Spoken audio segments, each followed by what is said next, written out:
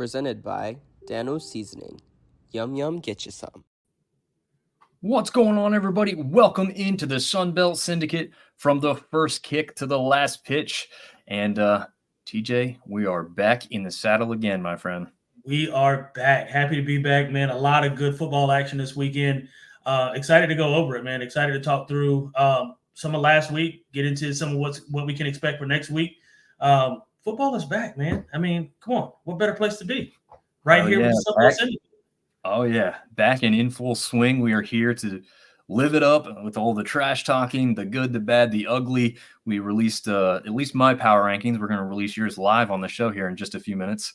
But before we get through all that, just wanted to make a shout out to the people that allow us to bring this to you every week, which is collegefootballdogs.com. Also, shout out to our sponsors, Dubby Energy, Fanplex Graphics, a new one in TSN Off Road. We'll get to that in just a second. And, of course, Dano's Seasoning. Let me run our banner ads here at the bottom of the show for the people that want those promo codes, and also release the promo code for the TSN Off Road promo for their Labor Day sale. Yes, I said Labor Day, but they extended it mainly for us. So hopefully we can get some people interested. One of the things they're selling, I'll see if I can hold it on the white background here, is it's called a molly panel made of steel, and it's coated.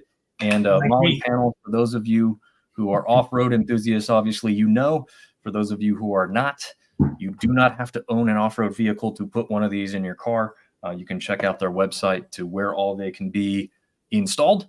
And you know what? Let's just give the people a little showing of what they can do from the commercial here from.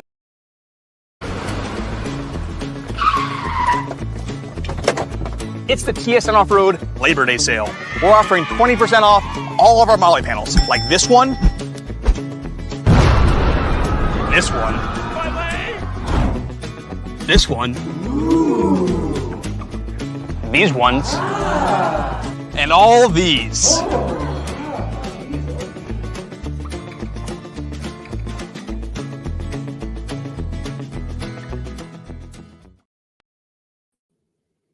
All right, so that is the TSN Off Road website. I believe we'll have that linked here in just a few minutes.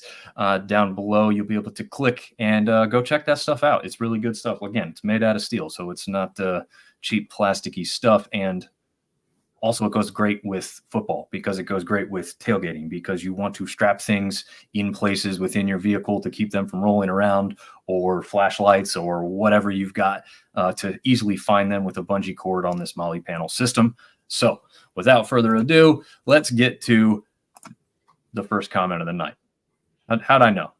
Yeah, because why not? What's up, Artie Cat, man? Good to see you. Showing up again on stream tonight, man. We appreciate you being here. Maybe a little bit better outlook than what he had Sunday night. I was feeling a little down about his Bobcats there. Yeah, not so great. But listen, that's why we play 12 games. It's true. Speaking of playing 12 games, we've got through week 1 for everyone. Again, we didn't have anybody go in week 0 for the Sun Belt. So let's take a look at the power rankings here, TJ. Again, mine was released a little bit earlier today. Yours is out now. You actually had some teams stay in the same place. So why don't you go first? Maybe explain a little bit, maybe not every team, but explain a little bit why there was some movement on your side of things tonight. Yeah, so, obviously I guess you can call me a homer, right? I've got App State still at number 1. Raging Cajuns, they're going to stay at number 2 for me. I was, fairly impressed. Coastal, super impressed with what they did over the weekend. Their ability to score emphatically. I mean, it was top notch. JMU impressed me as well. Was a little disappointed in Texas State. So moved them down just a bit. Troy moved them down just a bit. There's some movement. It was based on performance. I know. Listen, it's one game, right? So it's very, very early in the season in terms of where we're going to place teams and where we think teams might end up. That's just my outlook after week 1. This is going to change drastically throughout the entirety of the season. At least, in my opinion, hopefully 2 through 7, right? We want number 1 to stay number 1, or at least I do. But hey, I do too. Yeah, of course you do. But there's going to be some movement, right? I mean, it happens. I mean, teams are, unless we find a team that just goes undefeated, which is rare in our conference, right? Because every week is rivalry week. Yep. But yeah, so some movement. There's some things that some teams have got to prove to me. They got to show me a little bit more. Georgia Southern's run defense was absolutely deplorable. So some things that some teams need to work on. Yeah, absolutely. No, that is certainly the case for Georgia Southern's run defense. There was almost no defense played in the South Alabama North Texas game, but South Alabama's offense looked phenomenal. So we'll get to that in just a minute. But yeah, I had a lot of movement. And I was telling TJ this before we went live tonight, I'm a fan of a lot of movement in these types of things for one basic reason. The standings will help sort these things out for real, right, TJ? Right. I mean, yeah, we're fans. We do this for fun. So since I do it for fun and like to have interactions, I mean, it's, I had App fans very upset that somehow they won but dropped. The guy said 3 spots, but they dropped only 2 spots, first of all. But secondly, it's not so much that I dinged App for not winning by enough or something like that. It's more of the other teams just looked more impressive. That's okay. This is a power rankings. I'm not saying App's not up there, right? They obviously are. They're still right there in mine in third. This is more, the arrows really don't mean they're trending in any certain direction. It just means what the movement was from previous week. Right. So, JMU moves up slightly, mainly because Texas State kind of moved down. It wasn't, again, I'm not going to give a lot of kudos or whatever you want to call it to beating Charlotte. And James Madison fans were a little upset with that, but I'm sorry. There was another James Madison fan who said, yeah, but we beat an American team. Well, yeah, Charlotte's an American team because of their media market. It's not because of their quality of football. Correct. They have never been good since they've been a program. They've had like a win or two. I'm not saying they haven't had some wins, but right. You're talking about culture and consistency in a Charlotte 49ers football program. It doesn't exist. So you're not going to get rewarded for beating Charlotte like you should have. Just how I didn't reward App for beating an FCS team like they did. I thought it would have looked better. Again, I'm not dinging them, but they do move. So again, we're not going to go through every single team and why they moved up or down. You can see that for yourself. You can try and figure it out from what we've just explained to you there. But again, this is something we do to have fun. Again, there'll be a lot of movement as we continue to go through the week. Jacob is commenting saying Coastal wasn't amazing this week. No, I still got Texas State as my playoff G5. And yeah, they could still be there. I think one of the things too is like Lamar as an FCS program based in Texas is a very quality opponent still. Right. Yeah. And also, when you go back and look at that game, just not to rehash too much from last week, Texas State jumped out to a very early lead, probably thought they could kind of cruise, got caught off guard, and then had to turn it back on again to win, thanks to Joey Hobart very largely too. But those things happen. So it's week 1. I mean, these guys, TJ, tell us a little bit from your experience about how tough it is going into a week 1 when you're not in a rhythm and you maybe haven't played with some of the guys that you're literally lining up with. Yeah. I mean, what is that experience like for an actual player? Yeah, it's difficult, right? Because you don't really know who you are yet. I think we talked about this a couple weeks back. No college football team knows who they are until week maybe 2 or 3, right? Like you're going to find instances where you've got to kind of prove yourself, not just, to the fans, but also to yourself and to your other, to your other teammates. It's more of what do we have, who are we kind of thing. So it's difficult too. And because part of that is some of the players that you're playing with, like you just said, they aren't necessarily always in the lineup during practice or during preseason. So, maybe holding out for some injuries or some things like that, or maybe just, not your quarterback, maybe taking some days off and things of that nature. So you're not always going to be at full strength, and there's not always ones-on-ones when you're playing. So it's difficult to find out who you really are until a couple of weeks into the season. And then once you do, that's when you kind of can get a full effect and give the fans what they want. And also, like I said, prove to yourself who you actually are. So it takes some time to get the ball rolling. Some teams put out some great performances. Like I said, Coastal really, really impressed me offensively. Got a little work to do defensively, right? As does everybody. Right. Not a whole lot of tackling either in camp, right? So it's different and difficult because, like I said, you gotta figure those things out as you go. Yeah, absolutely.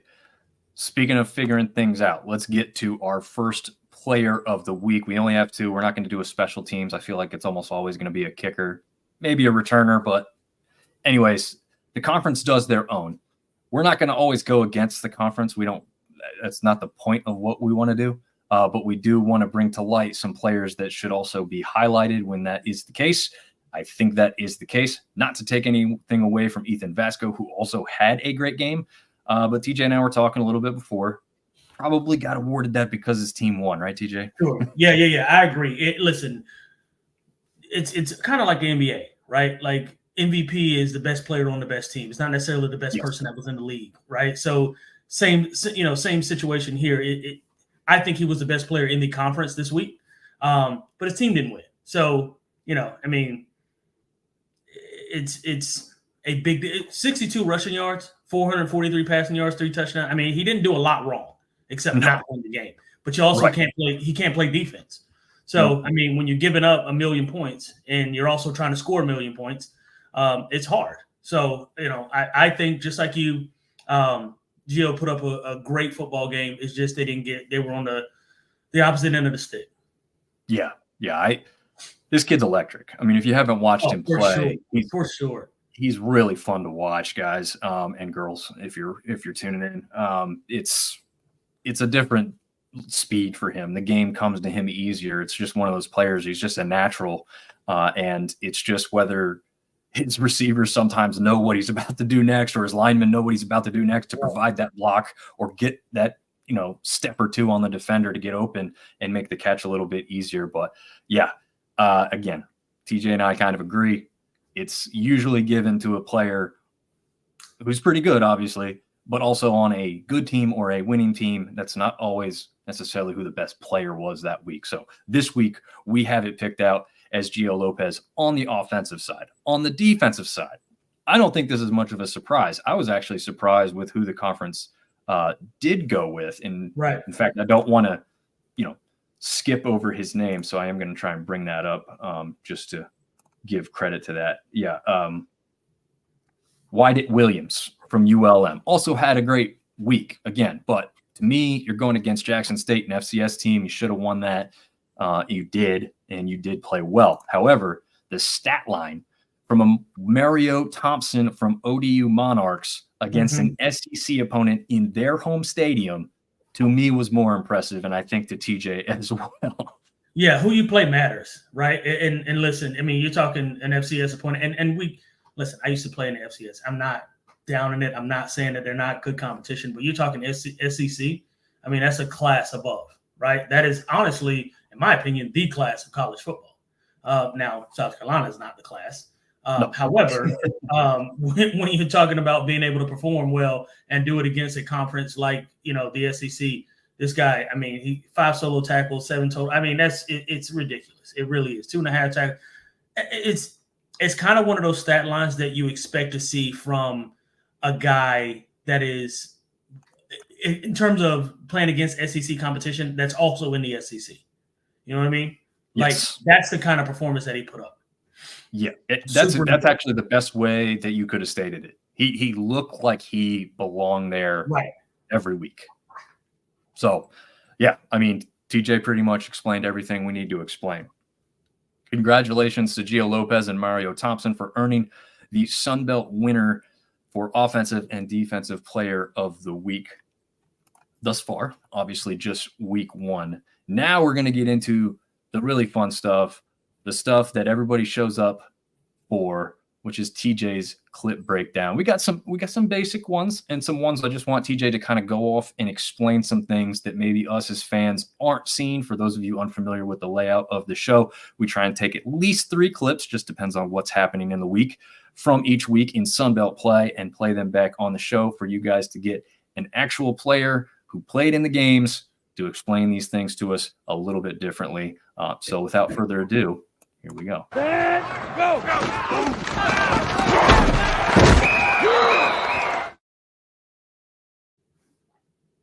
All right, TJ, I'm going to go full screen here and show the people a clip from technically it was the first game of the week. It was not supposed to be the first game of the week, but Coastal and Jacksonville State got rolling Thursday night before ULM actually kicked off. In this play, we are going to see a running back make a cut and then get some yardage there upfield. TJ, you want to talk to the people about what you see? We'll show it here one time full speed, and I'll slow it down.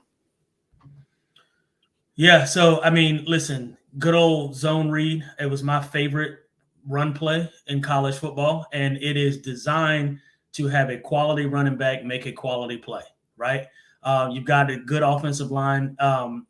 Essentially what you have happening is you're taking your entire offensive line and you're saying put a body on a body, right? And if a guy wants to run in any direction, you take him whatever direction he wants to run in, right? Now, obviously, flow of football is going to tell the defense kind of which direction they want to go anyway. And now as a running back, you're looking for a cutback lane. He does this perfectly, right? Cuts it back upfield, breaks a couple tackles, a great individual effort.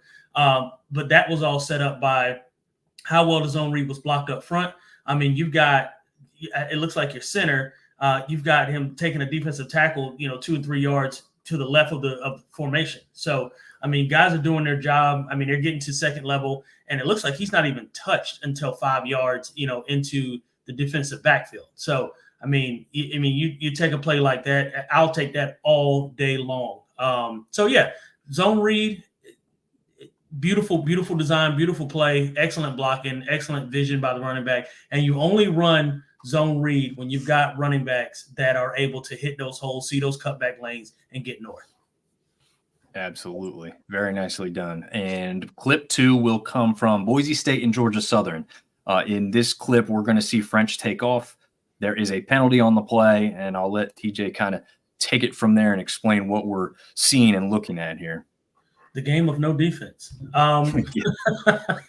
Well, listen, I wish I could explain what we're about to see. I honestly don't have an explanation for you guys. It was a holding penalty called on number 11. Looks like the H-back or slot back coming out of the backfield. So he gets, I don't know if he slips or gets ridden down, right? And then he pops up and he's trying to block, and then they throw the flag. And I'm like, what are we looking at? Because what I'm seeing is not a hold. He's got him on his upfield shoulder. He's riding him to the sideline. I don't see a holding penalty at all. I know Georgia Southern fans were furious. I was upset. Not really upset, just more confused because I didn't know what I was looking at. And then they said holding on number 11, and I'm looking like, how? He was the one that got ridden into the ground, got up and tried to make a block. Look at him. He's on his upfield shoulder, and he's just riding him. Yep. Nothing happened. So I think a miss by the referees in this game cost them on this drive for sure, but certainly one that Georgia Southern will love to have back. Yeah, absolutely. And again, this isn't one I picked out to have TJ or myself diminish the referees. It's a hard game to call, but you do have to look at it and say, I'm not really sure what was going on there with that one. This one is just a fun one to watch. It just breaks away from the defense. I think it's Page here for ODU to get open for the touchdown again. We'll see it first in full time, wide receiver at the bottom of the screen, and then we'll slow it down. You'll probably see better from that all 22 type of look that they'll show after he gets into the end zone here. Yeah, I mean that's just a silly move. I mean, that's insane. I don't even know. Just take another look at it. Yeah, we'll go one more time in full speed on the move here. Yeah, I mean, that's crazy. I mean, he looked like a human joystick. That was NCAA 25 all over again. I mean, he stick foot, get into the end zone. I mean, get your hips loose, right? Like get ready to make a tackle, break down, do something, do anything. I mean, touch him. He didn't even look like he touched him. It was excellent route. And then great job making a man miss and using his stick foot. Probably why he got open as well, right? Being able to stick that foot in the ground and get north and really add some wiggle to his game. So that was perfect. Yeah, here he is at the bottom of the screen. I'm circling with the mouse. Unfortunately, we don't have ESPN type stuff here, so you're getting a mouse instead of a circle with a telestrator here. But we'll run it in half speed so you can see just how he gets open on this play. And TJ, I don't know if you want to talk about these two defenders. Like they both just seemed like they were going to let the other guy get him, right? Yeah, it looked like a miscommunication. And then once he got even, so the rule is as a receiver, you're even, you're leaving, right? And once he got even with the defensive back, it was off to the races at that point. You can't expect a guy like him with that kind of speed to stay level with you if you're a defensive back and you're standing flat-footed and not moving backward. I mean, it was, it looked like a lot of confusion. I mean, he kind of just splits the middle of the defense. I mean, he's coming here, and it almost looks like it's supposed to be a pass off, and nobody passes him off. And they both just kind of let him split, and he's just gone. He's off to the races. So I don't really know who to blame because I'm trying to look at the coverage. I can't tell if it's cover 2, cover 3. You've got two safeties kind of within 10 yards of each other, so that's a weird coverage. But he really, at that point, coverage didn't matter because he used the speed and just got by him. Yeah, it's too late. Right now, it's too late. Yeah, it's already. If I'm a quarterback, honestly, that ball, I don't know if you can bring it back. When my receiver got to that 40-yard line, the ball's gone. If I'm the quarterback, it's gone because I can look at the defensive back and I can tell that he's standing flat-footed. And once I see that, I know how fast my receiver is. He's gone. He's out of there. Yeah. Yeah, he was definitely gone. Track speed type thing. All right, we'll see here. Did you want to pause that? Actually, did you want to see what maybe you thought that defensive coverage was? Yeah, it looked like neither one of these guys goes to the guy that's going underneath, so they also look to have that route open. Yeah, it looks kind of like quarters almost, but I don't know, maybe man free. I'm not sure what I'm looking at here. Okay. Well, I can tell you I'm not sure either. I don't think anyone's sure because they don't pass it. Honestly, he wouldn't have been wrong going to the bottom of the screen and hitting it flat. Right. Yeah, he had two great options there. The defense just seemed confused. And one thing that we're not seeing here, but they just had a 3 or 4 yard run play up the gut kind of before this, maybe to help set this up. They went speed and they snapped this next ball pretty quickly. So I don't know if they caught him off guard with going deep to a speedy wide receiver or what. But like I said, or like we both saw, there was actually 2 wide open options for Wilson to take advantage of there. So he couldn't really be wrong in that regard. Right. So, yeah, there's week 1 of TJ's clip breakdowns. I hope people like that. And we did have some comments coming in during that. Yeah. Take a bow, TJ. Jason Milton says, just joining. Did I miss any Georgia Southern coverage? Not really. We haven't really gotten into the upcoming week just yet, but we will be getting to that just here in a second. Thanks, guys. Go Sunbelt. And he says something I can't really make out. I can't read that part. I don't know why. Yeah, I'm not sure what it means. We'll roll to the comment. Oh man, Chris Bolton says the heat was really getting to the refs. Yeah, it must have been because that one play. It's like I was telling TJ, when you watch the replay, that flag comes into his feet like as the block is. I don't understand it. Yeah, so it's like almost like what's going on. Yeah, it's almost like he threw the flag and then changed his mind. Like he tackled him or took him down, and then he's like, oh well, yeah, he kind of held him. So I guess that's worse. I don't know. Those are the types of situations where, as official from a different sport, I would like to have them be interviewed for that. Not to chastise them, but literally, what did you see? What were you thinking? Yeah. That's all I want to know. Like, just explain it. We might be okay with it when you explain it, He had him underneath the cusp of the shoulder pad it was just a split second. I thought it was going to be longer. I'd already thrown the flag. Technically, by the rule, it's a foul. Okay, then fine. That's what we go with. I'm not happy about it, but I get it. Right, exactly. That's one of those by the letter of the law, it was a foul. But by how the feel of the game is 2 seconds before he kind of trips him up, makes some contact, takes him to the ground. You didn't call that either. Whatever. But anyway, again, we're not here to harp on those mistakes. We just want to point them out when it seems like we weren't sure what was really going on there. So anyway, that is what that is about. And I want to jump back into our week 2 preview as we jump into each matchup. And I think what we're going to have is TJ and I are going to stay on this Wednesday show. We really like how this runs down. We think we have a better plan going forward for this year. And then we are going to do a Sunday wrap-up show as often as we can because we enjoy doing that with some of the baseball guys, and TJ may occasionally jump on there as well. As long as the Cowboys aren't playing Sunday night football, he may have some interest in jumping on there. So any of you other Cowboy fans out there, TJ's on your side for that. That is correct. Since 1992. There you go. So on the front cover of this week, I gave some credit to Joey Hobart. It wasn't quite like player of the week-esque for me, but he made some great plays that had Texas State get back in there and take care of that game that they had against Lamar. So this actually is not from that game. Obviously, for those people that saw that, that's not even the same jersey they were wearing. But a phenomenal catch from last year. He's already replicating a lot of that with some of the stuff he's doing this season. In the first game of this upcoming week, we have Troy traveling to a G5 playoff favorite hopeful in Memphis. This is a 0-1 Troy team going up against a 1-0 Memphis team on Saturday at noon or 11 Central Time if you're over there on that western part of the conference. I think, let me pull my notes back up here. I think Memphis is favored by, unless you see something different live right now, TJ, I have Memphis favored by 18.5 points. So not a small margin. Minus 18. Yeah, it's 18.5. That's tough. Listen, I don't know if it'll be that big of a margin or that wide of a margin, but I do know that Memphis could run the football. Actually, Memphis could kind of do whatever they want.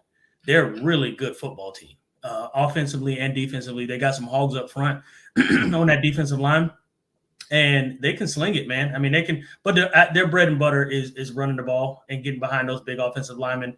Little bit of zone, a little bit of trap, lots of ground game. So excited to see the matchup, but if smart money is on Memphis, and I think Troy's going to kind of feel where Memphis is coming from this week. Yeah, I think so. The Tigers' one victory is over an FCS North Alabama, 40-0 shutout. So full credit for taking care of business, doing what they should. Seth Hennigan and Rock Taylor, they're just a scary duo on that side of the ball. They're both veteran players who came back to literally make the college football playoff. I'm sure that was an intended goal of what they want to do, and obviously gauge the interest in the NFL and get that higher before they leave the college ranks. But the Trojans defense fared well against the Nevada passing attack. So we'll have to see how much of a challenge this tandem can offer them. The good for Troy here, TJ, is that Memphis, I don't feel, is as deep in the running back position as they have been. Like you said, we've been a bread and butter running team, and we've seen some of them end up in the NFL, some of their running back core. This year's set, at least in game 1 against North Alabama, again, this is a team that they probably should have run the ball on very easily. They didn't. Now, part of that could certainly be because Seth Hennigan said, hey, I want to get warmed up. I want to throw all over these guys, and we don't need to run the ball much. That could be a factor here that I'm not aware of. But you would also think that they would like to slow the clock, run this game out, just get some reps and move on. If that was the case, it's interesting that the running backs didn't run up more total yards against a North Alabama defense that so far hasn't looked all that great, I would say. They gave up 135 yards to Savion Red last week from Nevada. But Memphis ran for less than 60 total yards versus North Alabama. So there you go. Again, is part of that because that they didn't need to? They wanted Hennigan to get warmed up? Possibly. But Damian Taylor hit the century mark running the ball for the Trojans last week. If he can do that again, I think that bodes well for Troy's chances, obviously, because that means they're controlling a little bit of that tempo, a little bit of that clock. And let's be honest, they're not happy with how last week went. So, right. Interesting to see if they can get back on the horse there, as we know that they have the pedigree to do. Did you want to do like an actual? I didn't write down any score predictions myself, though. I don't know if you wanted to get into that or just. No, I mean we don't necessarily have to, right? I think. Well, first of all, looking at ESPN, I got the score predictions right in front of me. Some of it I agree with, some of it I don't agree with. I don't think getting into a score is really what people want to hear. I think it's more of why do we think the game's going to go the way it's going to go. I mean, specifically, we're looking at right now Texas State. I don't know that UTSA can stop what they're doing offensively.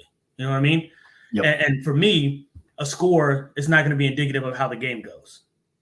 So, if I'm looking at Texas State right now, I'm thinking to myself, coming off a great win week 1, where quite frankly, they were able to rush the ball really well and really do a lot of the things that we thought going or finishing the season last year, coming into this year would continue. So small sample size, right? One game. We're not going to, tip our hats to them just yet. But I do think that there is a lot to be happy about if you're a Texas State football fan. Yeah, and I know that some of them weren't even all that happy with how they beat Lamar, kind of how we heard against some other FCS teams or our teams in the Sun Belt going against other FCS teams. Like, we weren't as impressive as I wanted to be. We could have looked better kind of thing. Those things, again, it's week 1. You already kind of explained that. We won't rehash it. But, yeah, both teams come into this one 1-0, Saturday, 4 p.m. ESPNU. It's kind of cool that Troy-Memphis game gets kind of its, at least in the Sun Belt anyway, it gets its own like slot highlight area on ESPNU, right. And then this one follows it up. Now the schedule gets a little busier from this point on as far as trying to catch all these games at the same time, but nice that these two kind of marquee games are getting us started there in the Sun Belt action on Saturday. However, UTSA has never lost to Texas State. They are 5-0, the Roadrunners are, against the Texas State Bobcats. But there is good news. The last 2 matchups have only been decided by a total of 10 points. And I believe the one of them was in overtime. It was like 50-48 or something like that. Off the top of my head, I can't remember. But like you said, my point here is agreeing with yours. Can the Roadrunners stop what Ishmael Mahdi, Joey Hobart, and Jordan McLeod can put together on the offensive side of the ball? And that's not all of them. That's just probably your top. I was going to say, that's just a couple. Top of my head. They go deep there. So it's really up to the Roadrunners defense to slow them down. But,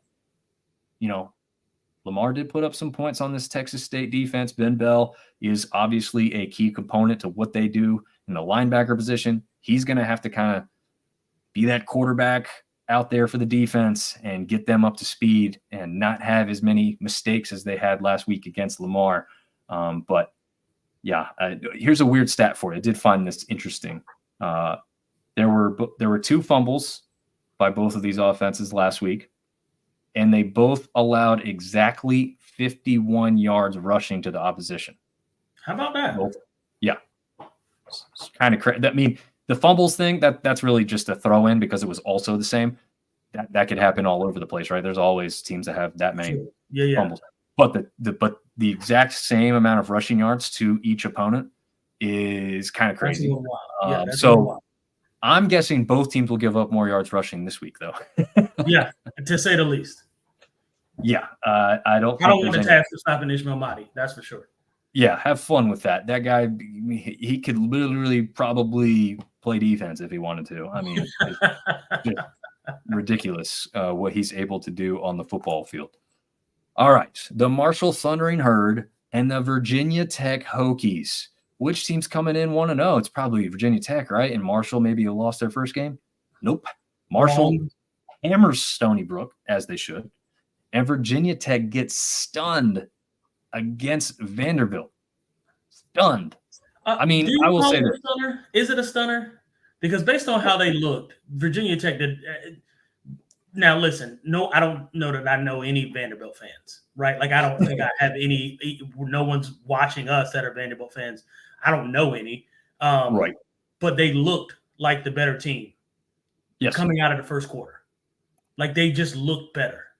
Yeah. So I don't know if I was I mean, maybe at the beginning of the game I would have said Virginia, but based on the last couple seasons, there's no assuming Virginia Tech is going to win a football game. Like, I don't know that I assumed that in the last. I don't think I've assumed Virginia Tech is going to win a football game in probably 3 seasons since Michael Vick for me. Right, exactly. So it's like, am I really surprised? Nah, not really. And I watched a part of that game, and I was like, not impressed by Vanderbilt either. Right. It's just one of those things where Virginia Tech's just not good. Well, so, I will agree with you on that. I thought Virginia Tech was vastly overrated and overthought of coming into the season. Go look at last year's record. Everyone wanted to point to the fact that they ended the season on a 5-game win streak or 6-game win streak, whatever it was. And I said, yeah, but I mean, you've got to look at who they played in the ACC. It wasn't necessarily the top level teams. I mean, they might have had a winner or two here, sure. But also the whole thing, and you know this, TJ, you don't roll over your winning streak from last year to the next year. No, and also you don't get credit for that. And you definitely don't roll it over with NIL and transfer portal. That's totally, completely out the window. You don't even have the same roster. Right. So, yeah, I agree with you that, to me, it didn't shock me that Vanderbilt beat them. You're also looking at, the difference between a lower level SEC team and a middle of the pack ACC team, and you're seeing where and why the ACC is thought less of. So there you go. Now, all that being said, that does not mean Marshall's going to waltz in here after a 45-3 drubbing of Stony Brook and take care of business against Virginia Tech in their place, right? Right. No. Doesn't compute that way. It doesn't mean that at all. But what it does mean is that they've got a hell of a chance, right? Like, if I'm Marshall based on what I saw against Vanderbilt, I'm like, hey, we can go in and we can beat these guys, right? And also, too, if you look back at, I know we just talked about things not carried over from last season, but Virginia Tech and Virginia, respectively, did not have great seasons last year and lost to some G5 teams. So if I'm thinking about, if I'm a coach, if I'm a player, if I'm on that roster, I'm thinking about, well, this is a winnable football game. And what does this do for recruiting in Virginia? Should we win this football game? Right? Huge. Yeah. Absolutely huge. Yeah, because that's a pretty decent market there around that Blacksburg area. Norfolk is a football rich area as well. Speaking of Norfolk, and a guy that's from around, I think he's from Norfolk or just outside. But anyway, Kylan Drones, the quarterback for Virginia Tech, is teaming up with wide receiver Ali Jennings. If that name sounds familiar to you, he used to play for the ODU Monarchs. He was hurt all of last season, but he was the leading receiver for Virginia Tech last week. So somewhat of a familiar foe to Marshall. I'm not quite sure, didn't quite fact check the fact that Marshall may have matched up with ODU when he was on the roster. But it's very possible that they are familiar with Ali Jennings, and certainly the number one wide receiver for Virginia Tech heading into this one. On the Marshall side, we got to focus on that side as well. A.J. Turner got over the century mark last week, and VT gave up almost 200 yards on the ground to Vanderbilt. Insane. So do we think that Marshall could get going with the run game against Virginia Tech? Absolutely. I'd venture to say yes. It's going to be now Marshall used 3 quarterbacks last week. Again, as I covered Sunday, I would assume most people believe Braylon Braxton is the guy going forward. To me, you could say the other guys had maybe a few better looks, but he put up the better statistics overall. And I think a lot of people expected him to be the starter coming into the season. So even though you saw 3 quarterbacks last week, I don't think there's going to be any doubt who's going to be the starter for Marshall against Virginia Tech this coming week. Let's see if I have any other notes to mention here, but I don't think so. The only other thing I had was Marshall forced 4 sacks and 5 tackles for loss against Stony Brook. Again, that's an FCS offensive line, but if they can bring that type of pressure and force Virginia Tech into some bad situations like they were against Vanderbilt last week, that's also going to bode well for the Thundering Herd this Saturday. All right. 0-1 Gardner-Webb goes up against the James Madison Dukes, the Dukes' first home game of the year, as they matched up in Charlotte last week with those 49ers. This one's an ESPN Plus game. This one does not get rolling until 6 p.m. Eastern, 5 Central Time. TJ, did you guys go up against Gardner-Webb when you were at App? Yeah, we played against them twice. I think in 05 and 06 or 06 and 07. I can't remember exactly when it was. Okay. I mean, they weren't very great then, and they're quite honestly not very good now.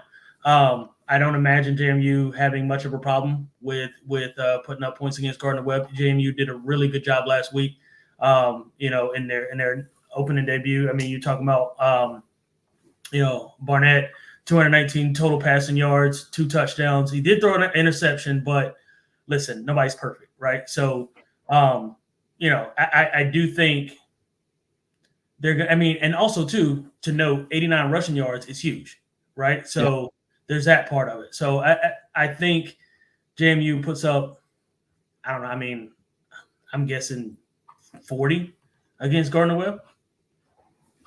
Yeah, I could see it. Ben James says, "What's up? What's going on?" Ben James, he's our resident Arkansas State expert. So shout out to him for joining in on this show. So you said Gardner-Webb's not great, and I agree. They're not that great. FCS program. They've had some moments. They've had some seasons that they put together that have been pretty good. They actually played decently well against App State. I think it was as early as last season, if I remember right. Not a bad start. It was a kind of one of those games where it's more about App not playing quite as well as they could have or should have. But what I will say is the Running Bulldogs may just be better offensively than what Charlotte presented to the Dukes last week. It might be true. Yeah, I'm not saying the defense is going to match up with what Charlotte could bring at the talent level there at the FBS level, but we know that Charlotte was dinged up, and even if they weren't, I'm still thinking that this score could be similar to last week, but I actually think that Gardner-Webb may be able to be a little bit more of an offensive threat. Tyler Riddell is their quarterback. He is more of a pocket passer, which, again, I feel like we see a lot of dual threat guys at the FCS level because they're just not as good of a thrower or a passer. I guess thrower is a weird description there, but he can bring it. And look, I know you watch this game. You can see what a pocket passer at the FCS level with weapons at his side can do when we just watched what Western Carolina did to NC State for about 3 quarters before that game 100%. turned the corner. And I know a lot of us in this conference also had some interest in that because Grayson McCall was at the helm for the Wolfpack. So this game I don't think would be that close. I think TJ is correct in saying that they should win this game rather easily.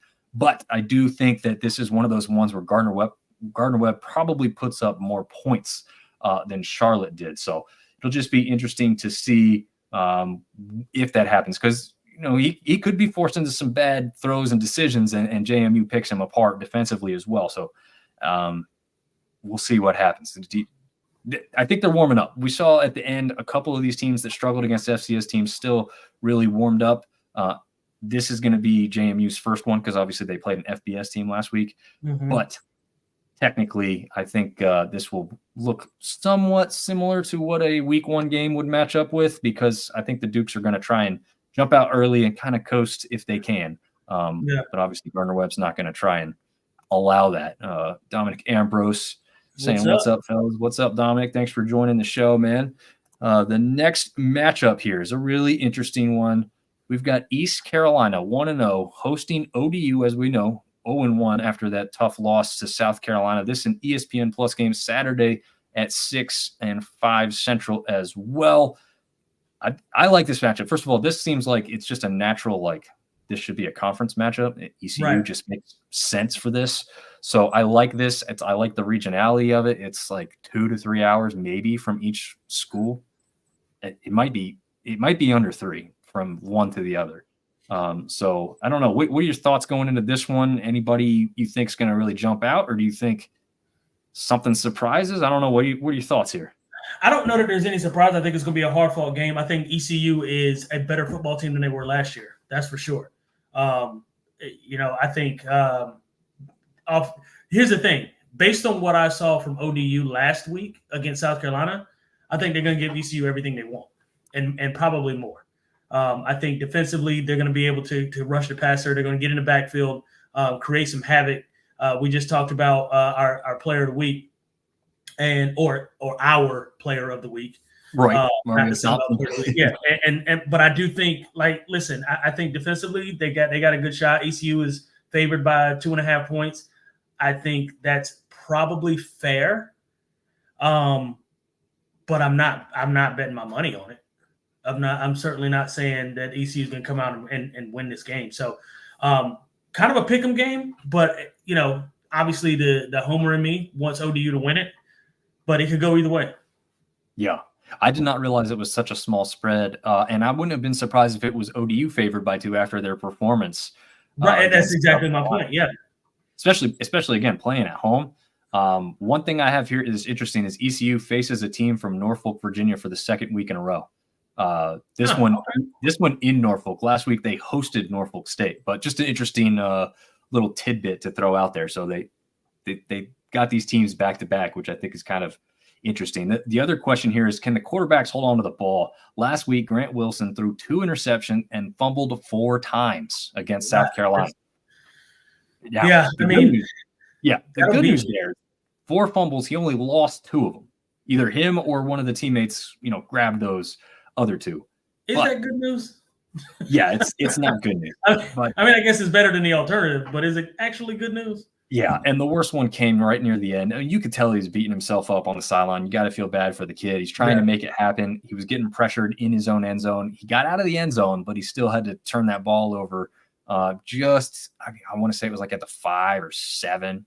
It was close, and it just allowed South Carolina to score that touchdown to go up and ultimately win that game. But here is some good news for ODU fans, and it's on their side. Jake Garcia threw for 308 yards and 4 touchdowns. That's not the good news. But he also threw 3 interceptions and lost a fumble. So the quarterbacks need to step it up in this game. It's really going to come down to if one of those guys can step it up and control and take over this game, that's who's going to win. I mean, that's kind of typical, right? Your quarterback takes over and wins you the game. Sure. But I feel like that's really true this week. Whoever cleans it up the most and has the least amount of mistakes probably wins this game. As you said, kind of a toss-up. You got a 2-point spread. You've got the team that's at home. That's the home underdog. I don't know.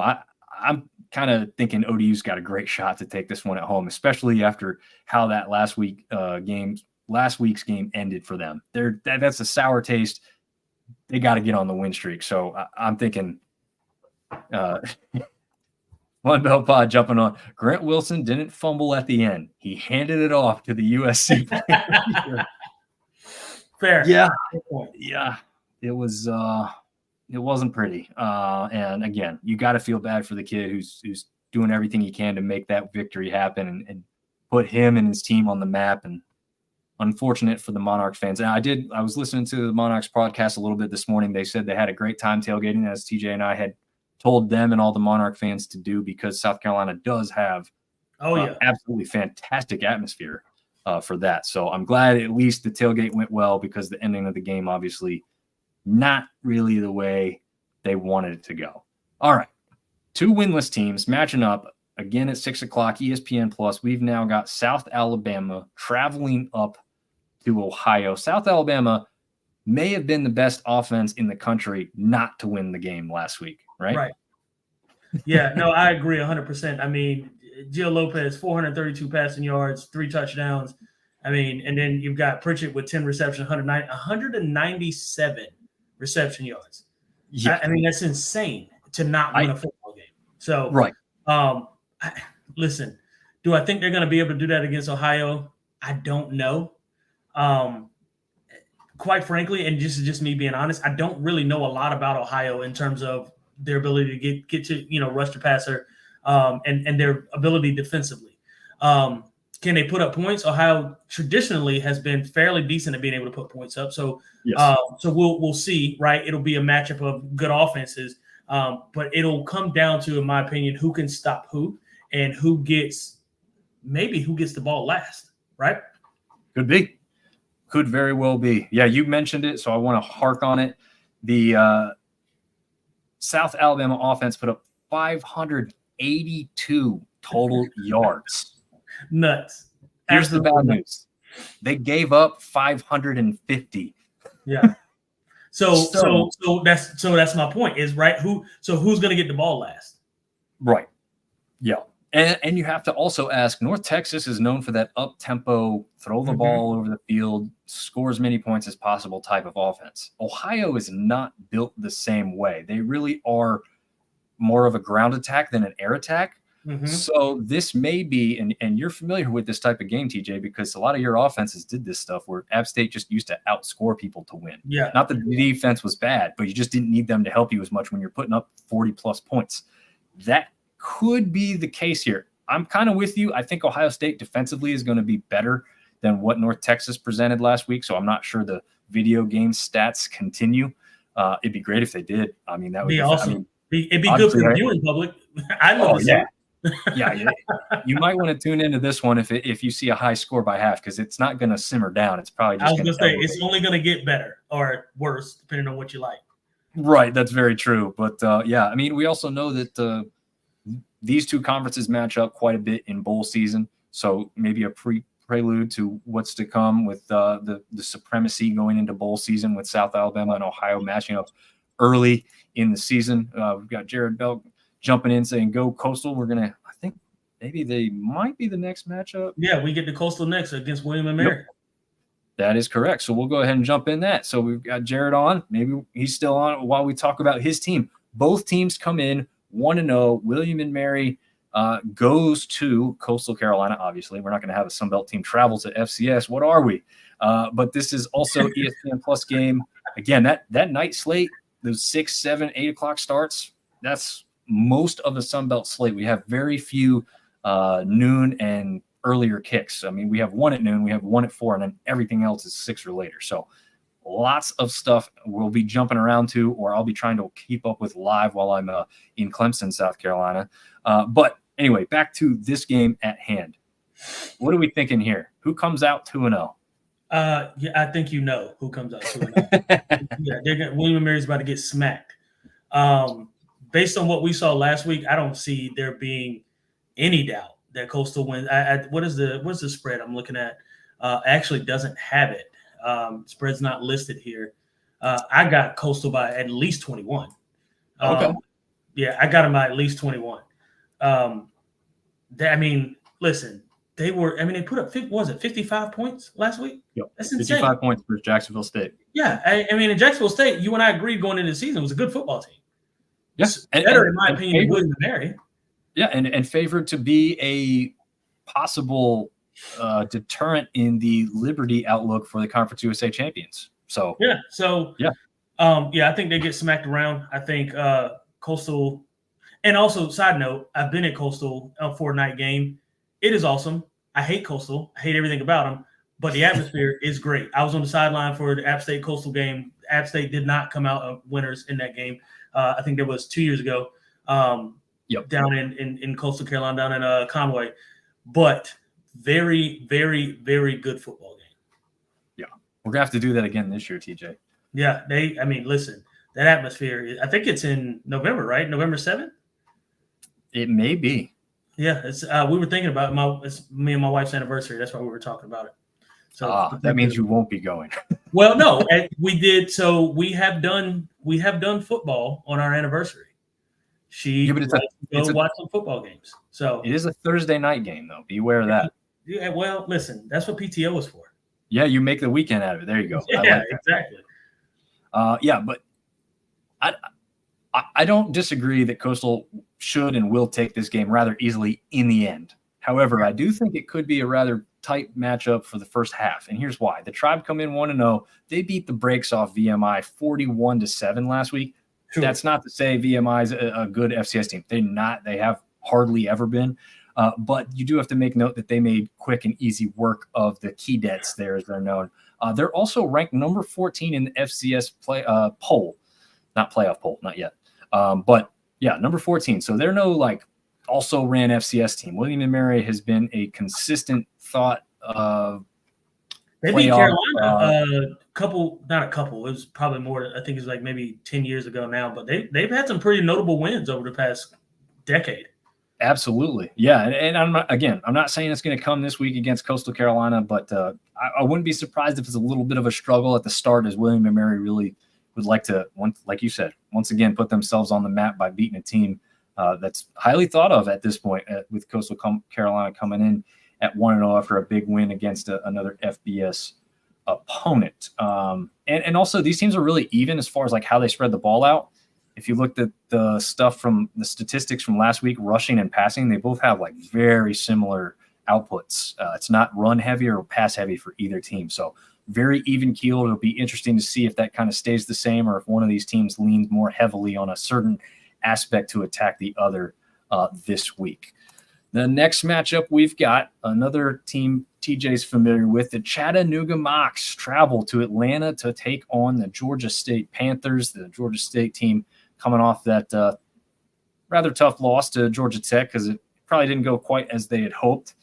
Chattanooga coming in 0-1 after getting dismantled by Tennessee. Taken apart by Tennessee. Hey, but listen, are we blaming them? Right? No. I mean, Tennessee is a pretty good football team. I mean, they have been for the last 2 years. Got a couple quarterbacks drafted. So I mean, we're not throwing shade, but they were taken apart. It's true.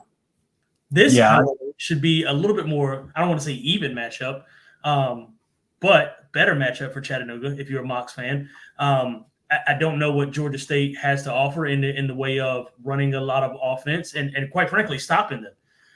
Defensively, they give up a lot of yards, both, through the air and on the ground. Listen, I mean, I'm obviously going to pick Sunbelt team against an FCS football team, right? However, I'm not sleeping on Chattanooga because I don't know yet. We don't know yet, right? It's a new season, like you talked about just a bit ago. Things don't roll over, right? And with NIL and with transfer portal and those kinds of things, you can have a completely rebuilt roster, right? So we don't know what Chattanooga Mocs we're going to get. But I do know Georgia State has not traditionally been a very good football team, or at least in the past year or two. So we gotta see. And also too, with the shift in coaching last year for Georgia State, a lot of players leaving, new players coming in. There's a lot going on, and they got to kind of get the wheels turning and figure out who they are. So it's a good opportunity for Chattanooga to come in and make a name for themselves against a team that is well established. But I'm not counting on it. Does that make sense? Yep. No, that makes perfect sense. I think it's a good and a perfect opportunity for Georgia State at the same time. So they started off their year without really a warm-up game, a tune-up game, right? Someone equated a lot of the FCS matchups to preseason NFL games, right? You can kind of get going without too much harm. These guys are a little bit smaller in most cases, maybe not as fast. And I'm sure TJ's like, yeah, whatever, dude, because you guys did the opposite when you guys played most of the FCS games. Right. Across the board, those are some of the things that you may see ring a little bit truer. However, again, Georgia State didn't get that type of opponent. They came out the gates with a team that was on the highest of highs with line play on the offensive and defensive side of the ball that had been phenomenal. They ran through FSU's offensive and defensive line over across the pond, and then they came in and continued the same thing against Georgia State. Although, if you look at it, halftime score was only 14-3. Georgia State was all the way down. I think they even not got mad about it. 5. They had to settle for a field goal. So that game at half was just about 14-7 instead of 14-3. You just got to remember some of these things when you go into these other games. You've also got to think that the 6'5" Canadian, who is the signal caller for Georgia State, Christian, and I'm probably going to butcher his last name until I say it more often. So I'll try it because it's French Canadian, I believe. Christian Vallejo. Vallejo. I was going to say Vallejo. I was waiting for you because I don't know. But it kind of looks Canadian and Creole both at the same time. Vallejo. Yeah, it does. Well, there you go. You got the French aspect of the Cajun culture down there, and I was going to say. I mean, if he a couple states to the left, he might fit right in. Yeah, absolutely, probably would. But he didn't take over the game, obviously, against Georgia Tech. I don't know if he'll quite take over the game against Chattanooga, but I do think we'll continue to see his chemistry with Dorian Fleming and Talik Williams continue to evolve. He started getting hot with some of those guys in that game, and I think that's going to pick up. I was impressed with him. I didn't really know anything about him coming in. He's a transfer that was once at Penn State. He was once at Pitt. Now he's leading this Georgia State team. Again, like you said, within a completely new roster and a new head coach. So it's going to take some time to gel. They were thrown right into the fire against Georgia Tech last week. Now they get to stay at home, which really was just like a throw across the street to stay home. I was going to say, yeah. I mean, they lost the parking lot. So yeah, exactly. But technically, they're staying home to host an FCS team where they might start hitting on all cylinders. Maybe not, but the chance is going to be better than starting off your season with a very, very hot Georgia Tech team. So I think Georgia State will be just fine. I think they're going to rebound well in that one. All right. Team that both of us favor greatly so far this season and before they're coming into this season, really. The Ragin' Cajuns get off to a 1-0 start against Grambling. They are going to travel on the road to Kennesaw State, who is 0-1 after a game against UTSA. So not shocking that they lost that first one. I was going to say, that's not a terrible loss. Yeah, here's the kicker. This is the tough part. And we heard this from the Ragin' Cajun guys when we had them on for the West preview. This will be Kennesaw State's first time ever hosting an FBS team.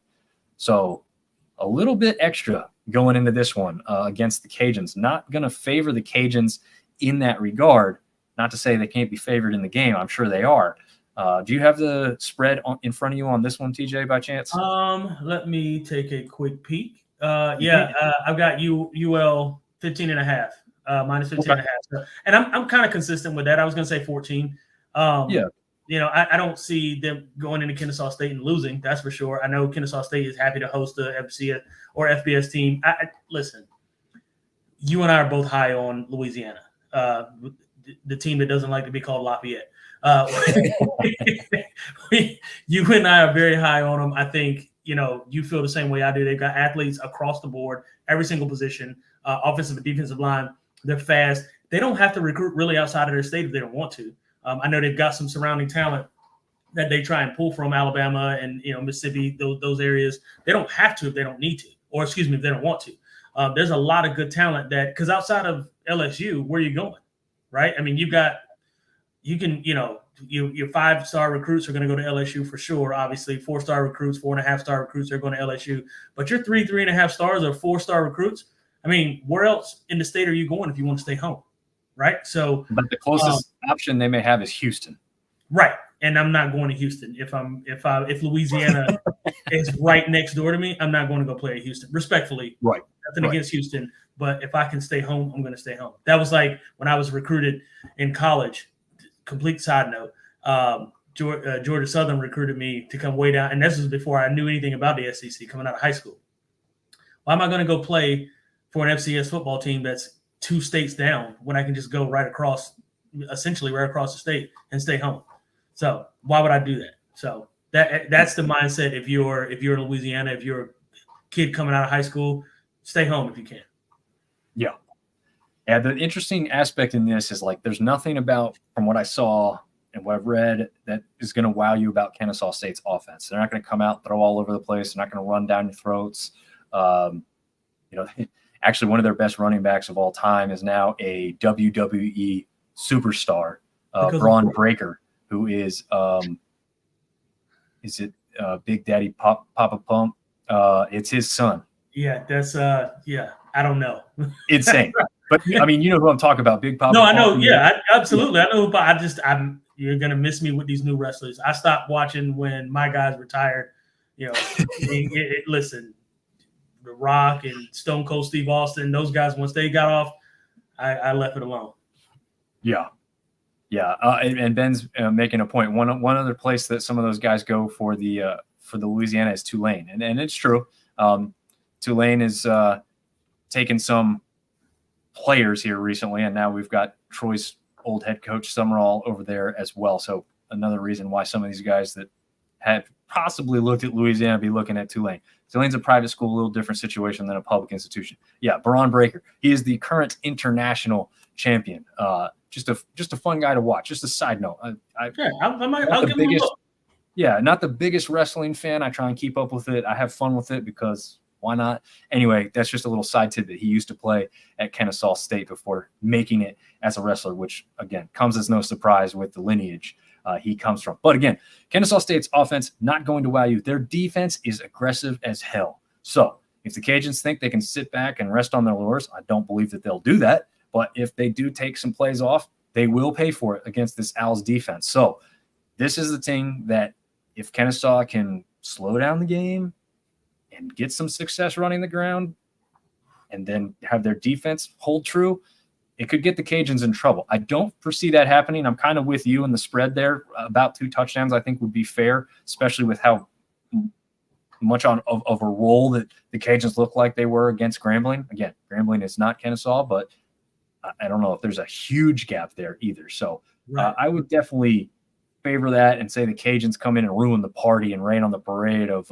having their first ever FBS victory in their home stadium this weekend. All right. Whew. All right. Georgia Southern goes on the road to Nevada, who's already 1-1, right? They played in week 0.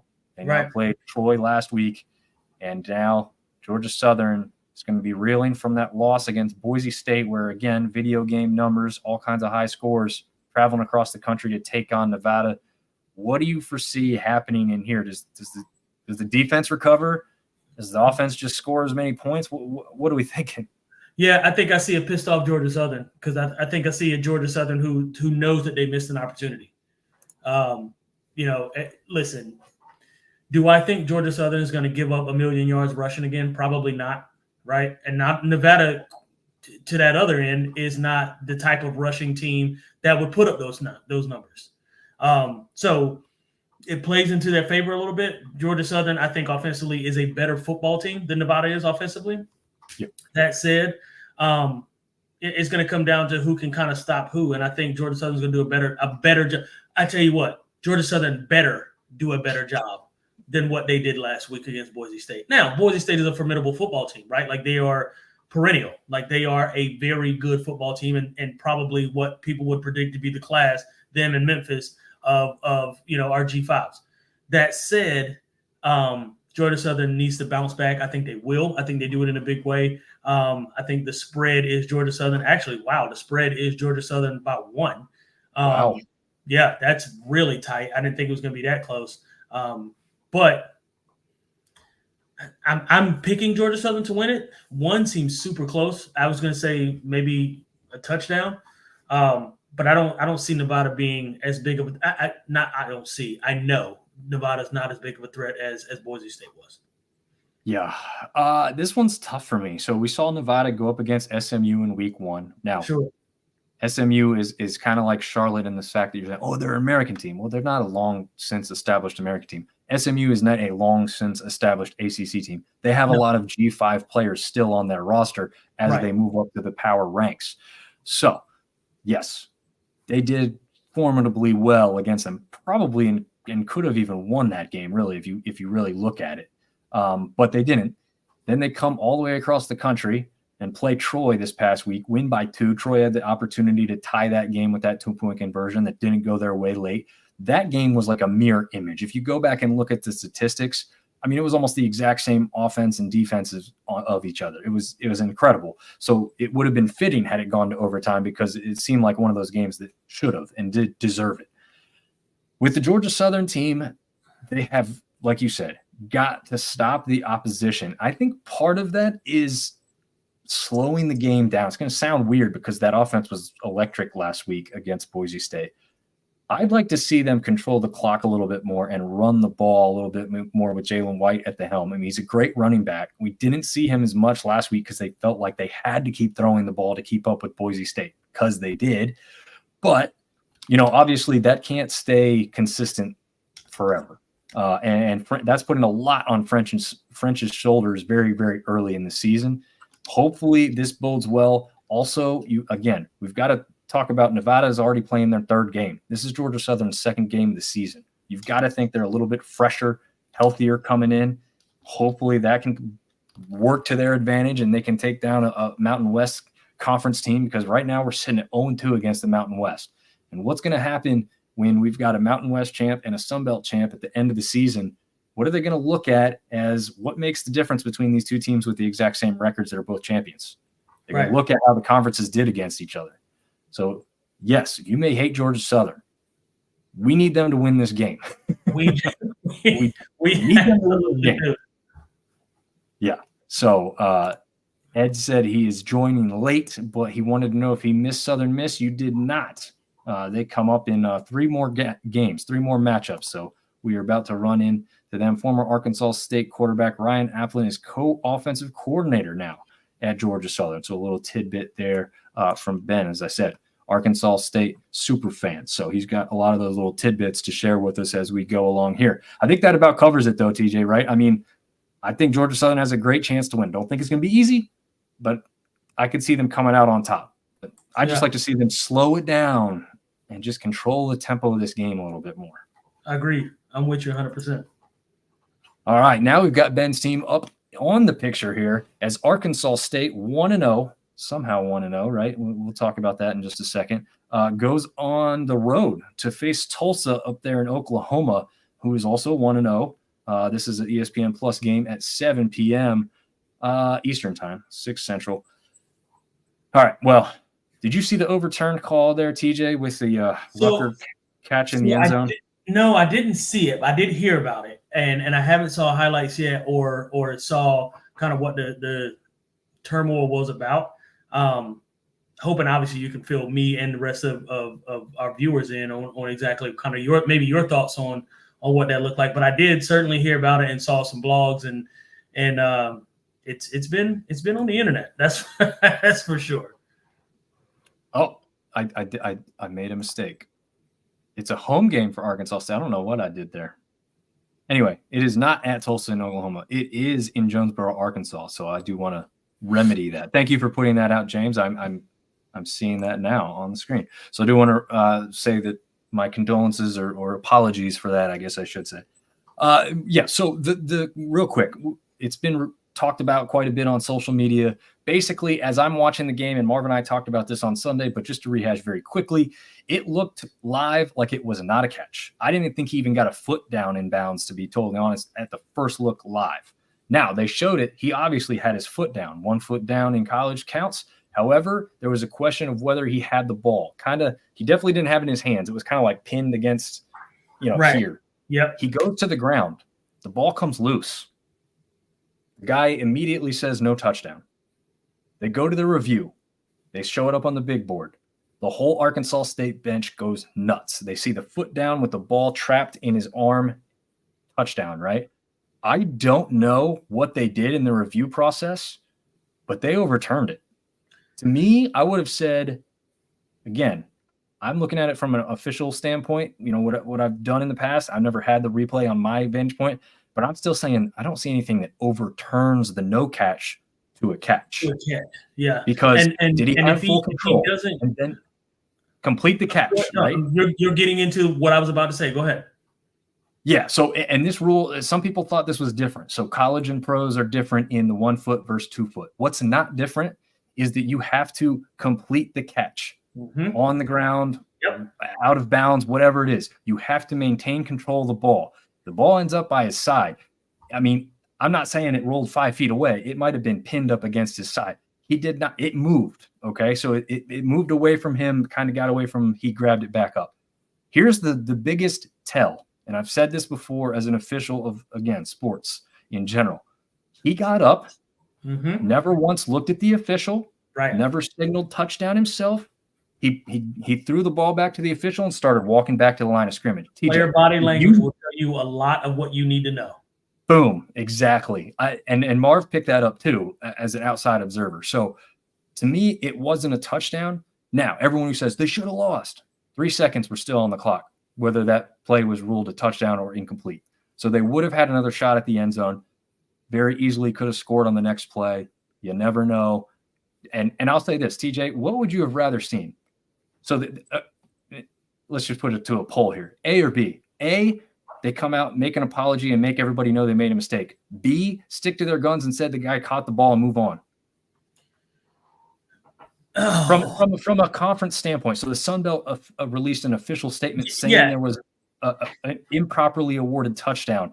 Obviously, there's nothing they can do about it. So why the hell would you not just say, what's hey, the point? Bam, he caught the ball. At that point, at that point, why are you telling? I don't want to hear this, right? Like, what are you telling me this for? So yeah, just stick to your guns. Listen, we ruled it a catch. It's a catch, and let's move on. Yeah. Period. I agree. I mean, at that point, you just it is what it is. So Butch Jones said with one more play, they would have went back to the same play, is what Ben is saying there. I've seen some people say they didn't like the fade call route, the fade route called on that play, because it's towards the back of the end zone. It's not necessarily a high percentage. It's kind of a heave it up, but you also have Rucker back there, who's a very tall wide receiver, a veteran wide receiver. You trust the game in his hands on the line. I didn't dislike the call. It was just like a foot further out than it could have been, you know? Right. So then you're not really having that. But let's go one more time to the TSN Off Road stuff, and we will jump right back in after a word from our newest and latest. Today is a good day because the TSN Off Road Labor Day sale is going on right now. 20% off all bungee board molly panel systems. Flag us down, seize the day. TSN Off Road.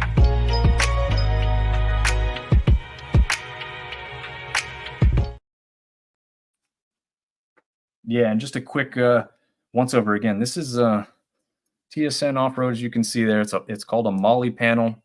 You can hear me knocking on it there. That is a steel piece. It's coated with I forget what they call this, but it's not going to scratch up. Okay, it's nice stuff. Again, you don't need a big SUV or truck to put this in. There's a lot of people that have installed it underneath their glove box. So when you open up the glove box, you've got all your stuff here, your flashlight, your wallet, if you want to do something like that. For those that have weapons at their disposal, I mean, you know, there's people that want those, you know, easily grabbable. You could do that type of thing. And this is just a very small one, again, just to give you an idea of what we're looking at. So you can get much bigger ones. I've put the link in the description for the show and also in the chats as we go along here, and we will get back to the action. But first, Ben is saying Rucker is the leader of the wide receiver room. Yeah, that's without question. He's probably one of the leaders in the entire Sun Belt Conference in that fact as well. And the replay official was in the SEC headquarters in Birmingham. Yeah, for those that don't know, the SEC and the Sun Belt share officials. So they're grabbing from the same pool of officials. That's made very clear and obvious at media days. They do a whole presentation about that. It was phenomenal for those that have kind of interest in that. The amount of communication that goes on every single play as soon as it's stopped is crazy. I don't know about you, TJ. I can't have somebody like talking in my ear, looking, trying to ascertain what's going on. Right. Yeah. You know, talking about, I mean, it's just, I don't know how. You certainly have got to be trained on that kind of thing. Yeah, there's no doubt about it. So we'll move on to one of the more exciting matchups, I think, that's just not big enough maybe for people to know as much. But we've got UAB 1-0 traveling to Monroe, who's also 1-0 after that victory over Jackson State. ESPN Plus game, again, 7-6 Central kickoff time. This one's got some undertones. But before we get to some of that, TJ, thoughts on the Blazers going up against the Warhawks? Two great names in this one. Yeah. First of all, Blazers and Warhawks. Yeah, I love it. This is a tough one for me because I'm looking at UAB's quarterback, Zeno. I mean, he didn't wow me last week, right? 215 yards, 2 touchdowns, 1 interception. I'm obviously reading my my screen here. But on the other side of the ball, I mean, Hardy for ULM averaged almost 5 yards a carry in a touchdown. Yeah. So, and if my running back is going to give me 5 yards a pop, I can control the hell out of the clock. You know what I mean? Like I can. So for me, it's one of those General Booty. I love it. I love that name. I just do. I just love it a whole lot. But yeah, so if I can control the clock and work on time of possession, I'm going to do that. Now, it's not a fun way to win. It's not a pretty way to win. But if you're a football purist like you and myself, I don't care how you win. I just want you to win, and I want ULM to win this football game. So, based on what we've seen, and based on what we know that they can do in week 1, again, small sample size. All of these guys, everything that we're talking about is all based on small sample sizes. So, don't quote us as saying this team is the way that they are now, and they're going to continue to be that way, because we don't know who they are. Week 3, week 4 will tell us who a team is, and we'll get to that as we get to it. But based on what we've seen so far, it tells me that ULM has the ability to control the clock, has the ability to run the football. And if you have that ability and you're going up against a team who is similar, I guess, in kind of style of play, right? Because you're not talking about a quarterback. Zeno is a better quarterback, sure. But you also, and I was just getting ready to get to that, you're not talking about a quarterback who is that much different in terms of being a difference maker in the outcome of the football game, right? So I don't know, maybe your thoughts might be a little different. I just feel like this is ULM's chance to kind of start the season off, go 2-0, and really take control of their own destiny for the first few weeks of the season. But who knows? If they can run the ball and control the clock, I'd give anybody a shot. Yeah, I think that's the biggest question. Obviously, we've got head coach Trent Dilfer there for UAB, so an interesting tidbit in that one. But also the other part of that, Brian Vincent, the now head coach at ULM, was the interim at UAB, not giving the full head coach tag. So he gets the head coaching job at ULM. So now he's going up against his former team, former coaches, former players that he's aware of. Maybe I think he's going to want this one really, really bad. I think the guy in the locker room in Monroe are going to want this one for him really, really badly. And as I've said before, ULM has, I think, 15 guys from West Monroe or Monroe on their roster this year. They want to start off 2-0 in this new regime. The problem I have with thinking that they can just go out there and do it easily is that General Booty did not take over a game against an FCS opponent in week 1. He just didn't overly impress me. Now, what we've kind of said it with some other games is that was that part of the game plan. They didn't want him to go out and throw all over the field. They wanted to bring him in slow. They wanted him to develop slowly. They didn't want to force anything. They had Hardy at their disposal, who had a phenomenal game. They jammed him up the middle all friggin' night long, down Jackson State's throat all night long, and it worked. So why go away from it? Right. He's probably going to have to go away from some of that this week against UAB. It'll going to be a tougher opponent. But, again, there's a lot going into this. I think they're wearing the all-black jerseys, which are freaking fire. I mean, if you haven't seen this thing, they're awesome. I mean, you know, everyone's got a black jersey, it seems like. The Warhawks, to my knowledge, have never had one before. It looks great with what they've got as their color scheme and that awesome new helmet they've got. I think they're going to be pumped up for this one. Again, like you, I hope ULM starts off 2-0. They've had nothing but struggles since they moved up from the FCS ranks many years ago. I'd love for them to kind of turn the corner here. I don't think they're going to be challenging for a Sun Belt championship this year, maybe not even next year. But I'd like to see them build and become some type of named opponent that people look out for and have to be aware of. And Chris Joseph is letting us know 14 coaches on ULM were Blazers on the Blazers staff. So, yeah, it's a lot. Dilfer in his press on Monday said it feels like a divisional game in the NFL. Yeah, there's going to be not just the players on the field. There's going to be a lot of challenges going up against these coaches coaching against each other because of the familiarity. And again, that's why I said this is one of those must-see TV things that I just don't think enough people know the background of why it's a big deal. I think this is one that you're going to want to tune into because it may be low scoring because they know each other so well. But I think it's going to be interesting also because of that. So, again, ULM, not necessarily on the map a lot for Sunbelt. I think they may start to be if they can turn some things around here. All right. USM put up a goose egg against Kentucky, 0-1. Southeastern Louisiana coming to visit them, also 0-1.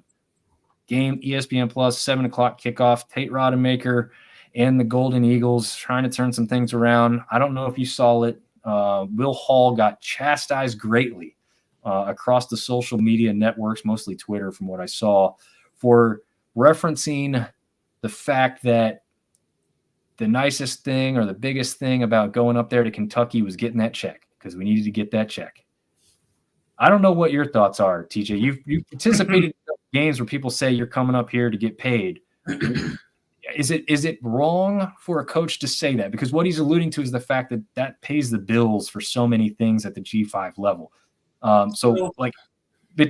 guess what they said is it makes it sound like that's the only reason to go to the game, and we're gonna go ahead and lose and just take the check. That's the important thing. That's not exactly his phrasing, but that's kind of what people are thinking. So what are your thought processes on that before we get into the game itself? Yeah, it's one of those things you think it, but you don't say it, right? Like, we all, I mean, listen, anybody who knows football or knows the difference in playing up a conference, they understand, or division, they understand that there's a check involved, right? Like, we knew going to Michigan, we were going to get some money. You know what I mean? Like that's kind of part of it. You don't say it though, right? Because then it just hits the ear wrong as a fan, right? As a fan, I don't want my coach saying, yeah, we're going up there, we're going to go get a check and we'll come home. And, it makes me think that you're not thinking about football. So, yeah, I mean, do I want my coach to say it? No, but is he wrong? No, he's not wrong. I mean, we certainly didn't expect USM to go and beat Kentucky, right? Like, we didn't pick them to win. That said, though, it just hits the ear wrong. You don't say it. Yeah, and I think what doesn't help is if Will Hall is got a program that's been to a couple bowl games in a row and been winning games, I don't think anyone even draws attention to it. Because like you said, it's something that you think but you don't say. If they're a winning program at the time and he says it, it's like, oh, well, you know what he meant. Come on, guys. Yeah. But when you're not winning, and when you're trying to get that not a good look. And you can tell he didn't mean like, we're going to go up there and just take this check and we don't care what happens. But again, like you said, you can't say those types of things. Yeah, you just don't say it. Yeah, when things are not going your way, it's not a good idea. And Ed says exactly, we all know it was prostitution, but you don't advertise that. Fair point. Yep. Yeah, that's another way to say it for sure. But I do think USM is going to get back to their winning ways this weekend. I think that's kind of plain and simple. I don't think this Southeast Louisiana team presents a ton of obstacles for them, I guess, is the word I'm looking for. They're not a threat. Yeah, I think Rodemaker is a good quarterback. He faced, and the one thing we should say, Kentucky is a good team. They're not the upper echelon of the SEC. Right. But they may have replaced Florida because Florida's not up there anymore, and they continue to beat Florida year in and year out. Florida looks awful. Yeah. But Kentucky's a good team. So I don't think that going up against Kentucky, do you even watch film on that, by the way, TJ? Is they just wash that away? I mean, you only play like 3.5 quarters at the most. I think they called it at some point in the third because of the weather. So they didn't even play 4 quarters. Yeah, I mean, you always watch film because there's always something that you can take away from a football game, right? You get as much as you can. You get as much information as you can away from games. I mean, you want guys to know that film study matters. You want them to know where they are, assignment and alignment, right? Even if we didn't win the play, where were we lined up and what were our intentions on that play? So you always want to pull some footage away from every game. Maybe you don't pull as many clips as you would a full game or a game that, I don't want to say matters, but, maybe you don't pull as many clips away, but you certainly want to give some film study to it. Yeah. Okay. That makes sense. Yeah, I mean, Rodemaker had 2 interceptions against Kentucky. I don't see that performance replicating. I think these guys are going to come out on fire in this one. So I don't have any, real concerns that this is going to be a close matchup. I mean, maybe for a quarter because, it's the start of the game literally. But other than that, I think Golden Eagle fans will be much happier after this weekend. All right. The nightcap, the big one, at least for us. 1-0 App State going up against 0-1 Clemson, but they are ranked, or I think actually this should be updated. They were ranked number 14. I think they dropped further than that, right? Yeah, I don't know exactly where. Let me take a look. Oh yeah, 25th. Okay, so they're 25th. So this slide was made like 3 days ago. So I did not update it. So that is not accurate. However, they are still a ranked team, barely. But in your defense, the rankings come out on Tuesdays. So that, yeah. So I did not get the latest ranking on here. So that's my fault on that one. The ACC Network, Saturday night, 8 p.m. kick. So the last game of the night, And let me just start off by telling you this. On the way home, I'm driving home. I'm listening to XM radio. What do they call that? Meathead Radio. That's what the nickname is. That's not what the official name of the show is called. But anyway, those guys are talking again about two matchups, two G5s that have the best chance at an upset. You've got Oregon versus Boise State, and you've got App State versus Clemson. Those are the only two they talked about. Yep. They said which team provides the better chance for an upset. Guess who everybody took? All three. Of course they took us. I mean, listen. When you talk about the ability for Appalachian State to upset, first of all, it's in our DNA. We've done it. Obviously, we don't want to live in the past. We've had some close games. Penn State was a close game. Tennessee was a close game. We've had some others historically in the past that have been some close games that we won, right? I mean, Mississippi State, obviously we talked about Michigan. We don't need to rehash that. Carolina, God, our I don't know if you can consider Carolina a top win, but certainly I don't like to give them that much credit, TJ. Right. That's what exactly. That's where I was going. But certainly a notable win. That said, though, if you talk about it being in a team's DNA to upset another team, it's App State. It's always going to be Appalachian State because that's just what we've done. It's just traditionally what we've done in the past, and that's what we're known for. Now, you get down to Saturday. Here is the rub. We talk about the differences between a P5, I guess now P4, versus a G5. The difference is always going to be that line of scrimmage. Can you move the line of scrimmage? Can those guys get around, get past, get through? What are we going to do to outduel them in this instance? Now, what I think needs to happen is we need to use our speed to get outside. That said, Clemson is also a fast football team, right? I mean, these are guys raised in the South, right? So, I mean, it is what it is. Are they beatable? Absolutely. Is it going to take a Herculean effort? You bet, 100%. They're not going to roll over. And furthermore, they're going to be pissed off by what they didn't do against Georgia and what they allowed Georgia to do to them. Now, they put up a good fight first quarter and halfway through the second quarter against Georgia, but Georgia ultimately ended up just being too much. And quite frankly, Georgia is too much for almost every other football team in the United States of America. So, yeah. You know what I mean? So that said, I mean, they could probably give the Atlanta Falcons a good game. That's not true. I'm just joking. But they could give the Panthers a good game, I bet. That's probably true. That is probably true. No, kidding. Listen. I'm not. Georgia is a class alone. They whooped up on Clemson. Clemson's going to be upset. Listen, anything that makes Dabo Swinney upset makes me happy. Yep. So I really, really, really want to beat this football team. So I said a lot. I'm going to give the floor to you. But the keys to winning this game, you got to be faster. You got to make sure you don't have turnovers. Mm-hmm. You got to play clock and possession football, and you've got to get out on the edges. And because you're not going to run it at them, right? This don't turn around zone read pistol thing that we do is great against teams that is great against, but it's not going to work against a team that's as stout up front as Clemson is. That's perfectly said, because that's exactly the point they were making. Is they didn't lose that game to Georgia because the defense was awful. They lost that game to Georgia because the offense couldn't take the pressure off the defense because they were on the damn field so long. So the defense got tired and worn out, and that's when the big plays for Georgia happened. So this is not a Clemson defense that's any kind of joke or any kind of slouch. They're going to come with it, and they're going to put and apply pressure on App State all night long, and it's not going to be easy for the App State offense. However, one of the points they're making is Aguilar may be the better quarterback than Cape Kublinik, or however you say his name in this one. Mm-hmm. I wouldn't necessarily doubt that either. I mean, let's see. The DJU and Cade are the last two quarterbacks for Clemson. They haven't had the same pedigrees, what they've had previously.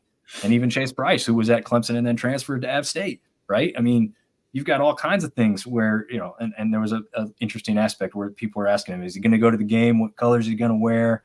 He has said he won't be at the game. But I know there was Clemson and App State fans alike that would have liked to have seen him come and just have fun with it because he played for both teams. So that would have been a cool aspect to that. My thing is like you said too, App State has to be better in the trenches, especially on the offensive line. I think the one downside that I saw watching them live and in person last week was they did not push around FCS defensive line well enough to get their running backs going. I agree. Your longest run came from a wide receiver on a jet reverse sweep type of thing for 47 yards. And your running back's longest play was, I think, what did I say, 18? 18 yards, yeah. That's not good enough if you're going to go in there and expect to beat Clemson. You are going to have to put together bigger plays and provide better protection for your running back. I think the running backs for App State weren't the problem. I think they weren't getting the holes and the blocking up front they needed to be successful against East Tennessee State. Again, like I just said, that will have to change for them to have any chance against Clemson. But yeah, I'm excited to be at this one live. I want to see the entrance, right? I've seen it once before when these two teams matched up, but it was a noon game. It was hotter than hell.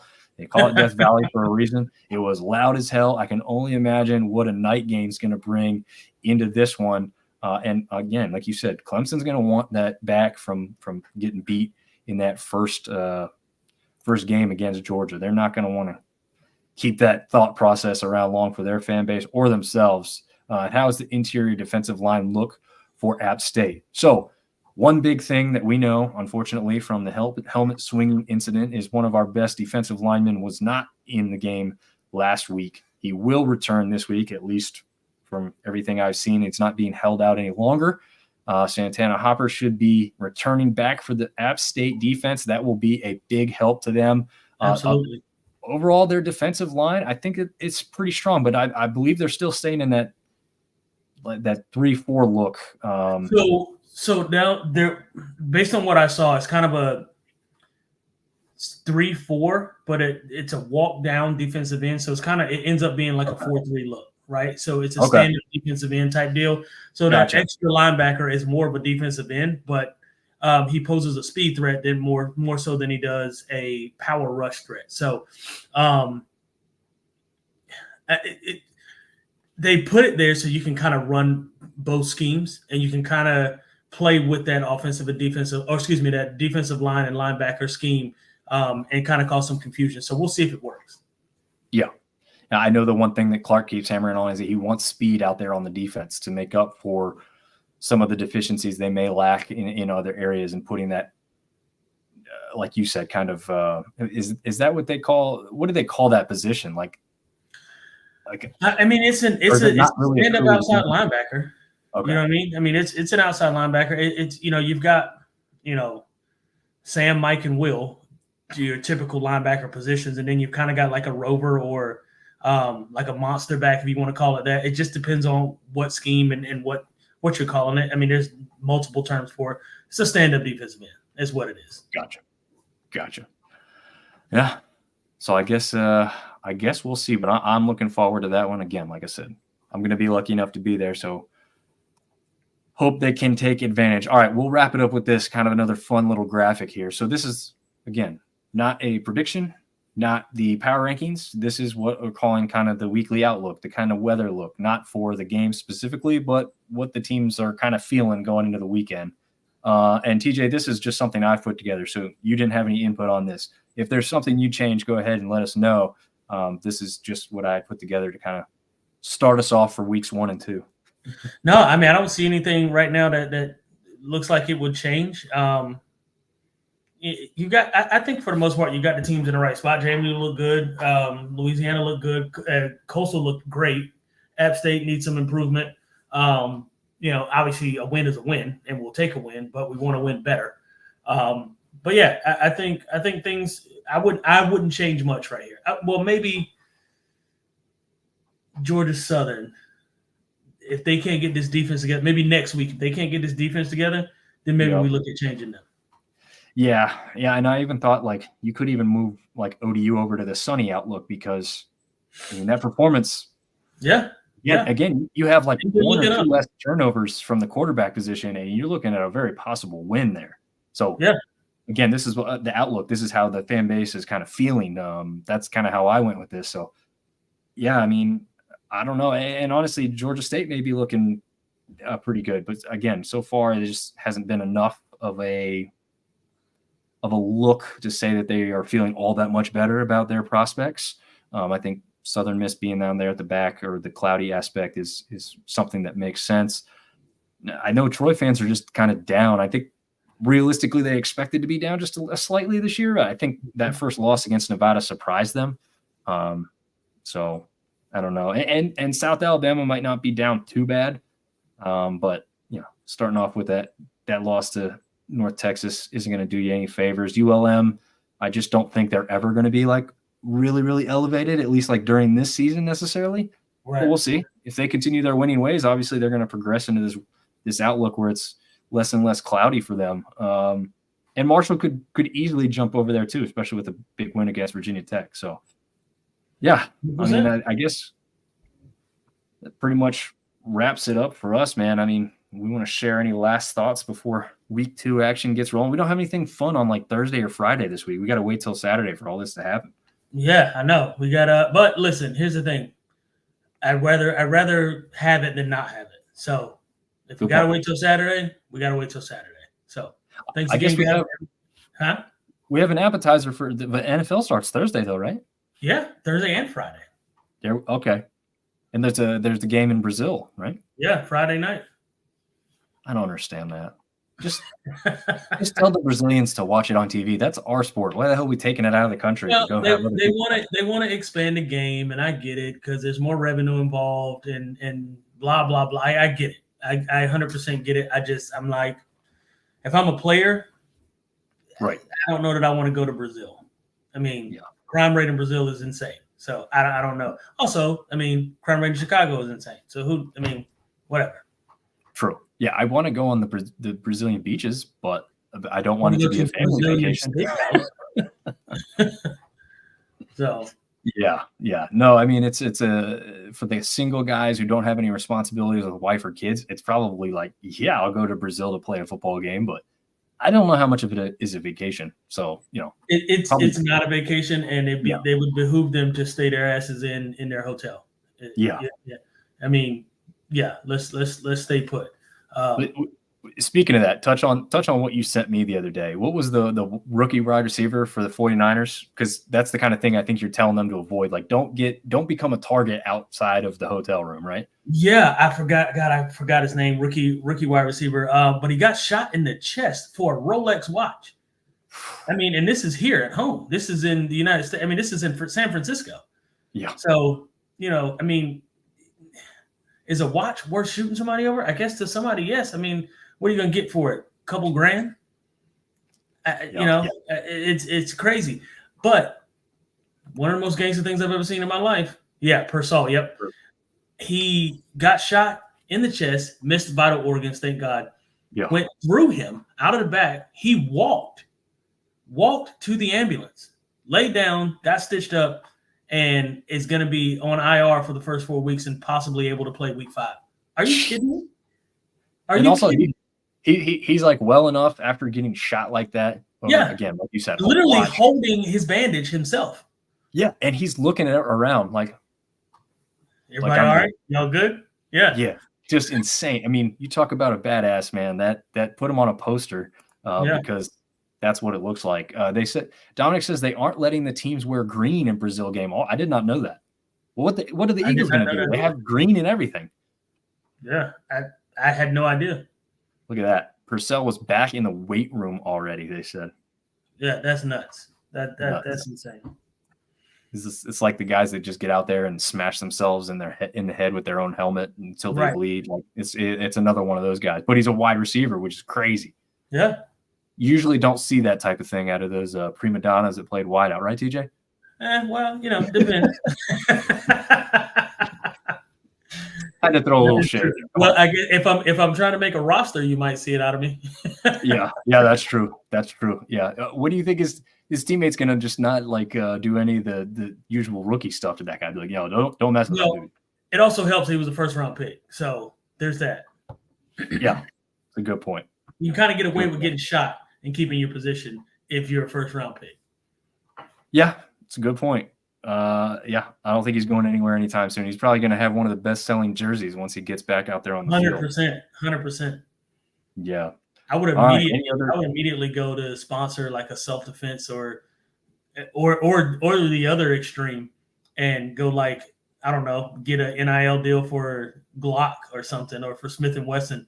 Or you want a gun or for Rolex. I mean, you can take this a lot of different directions. You want a gun that'll finish the job? Anyway, I shouldn't. That's canceled now, TJ. That's terrible. Do not quote me on that. Oh man, I'm clipping it. I'm clipping it out, putting it everywhere. Oh man. Well, no, this was a great time. Thanks for everybody who participated. I think that's going to wrap it up. Anything else from you, TJ, before we get out of here? Good to go, man. Follow me on Thick Thighs and Large Fries on my social media. Thank you guys for tuning in. We really appreciate it. Hopefully we can get a game this year or Saturday this year where we can get kids together and film some stuff in the backyard while we're cooking some good stuff up. Absolutely. There's no doubt we're going to make it happen. It's just a matter of when. So again, thank you for everybody for tuning in or downloading this episode. And we will see you guys on the wrap-up show.